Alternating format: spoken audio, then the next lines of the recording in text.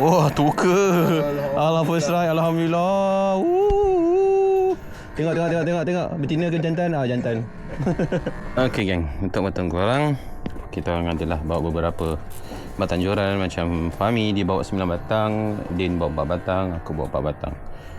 So, kita tunggu je lah. Strike apa yang ada ni. Kan?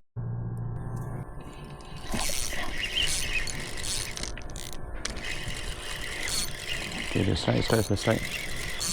Din. Strike. Kosong.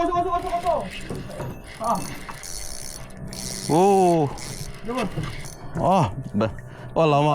Tebal sih. Alhamdulillah tebal. Bolehlah spesies pertama. Syukur. Aku tak ada kotak tak? Mana?